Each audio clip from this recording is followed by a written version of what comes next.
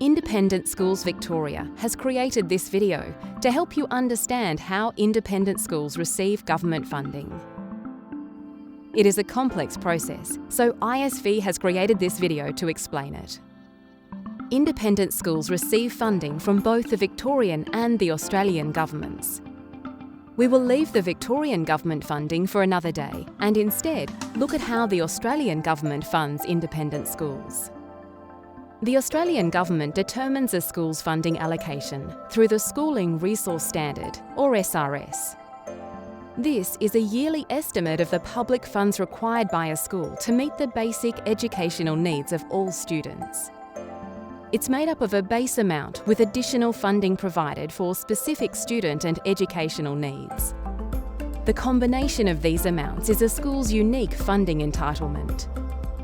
How the Australian government works out each school's unique funding entitlement is like a school ordering a pancake stack. But what's different is that the Australian government makes a stack for each school. So let's take a closer look at how the SRS is used to create a school's unique funding entitlement pancake stack. The bottom pancake is the funding a school receives based on how many students it has and their parents' financial capacity to contribute to school funding. For example, the more students a school has, the bigger it is. Other needs-based pancakes, expressed as percentages of the SRS, are then stacked on top of the base funding.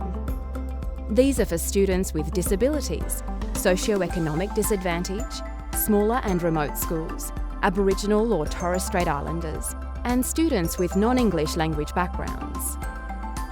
The size and how many are on a stack differ for each school, depending on the information the Australian government has about their students. Government schools are entitled to full base funding to achieve their SRS, while independent schools are only entitled to receive partial base funding. This simple formula summarises what we have talked about so far to help you remember how the Australian government funds schools. Making the school funding pancake stack is more complicated for independent schools. How much base funding an independent school receives is linked to its community's capacity to fund school activities. This means independent schools will always have smaller base funding than government schools. How big a school's base funding pancake is depends on its capacity to contribute, or CTC score.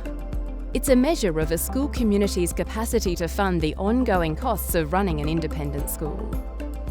The CTC uses the Direct Measure of Income method, or DMI, to create the score by matching student and parent data supplied by a school against the personal income tax data of the same parents.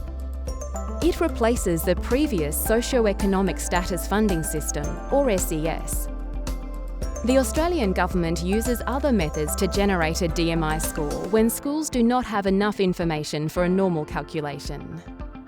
Once calculated, the DMI score is used to apply the CTC discount to a school's base funding allocation. A higher capacity to contribute for an independent school leads to less funding.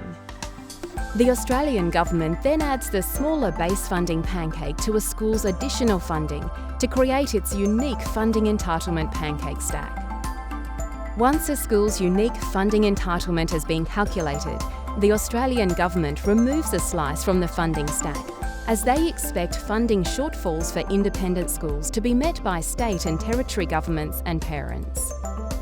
With the introduction of DMI scores, every independent school is now transitioning to receive 80% of their SRS from the Australian government. All independent schools will arrive at the same funding arrangement by 2029. If your school is unsure about its funding entitlement, please contact Independent Schools Victoria and let us know.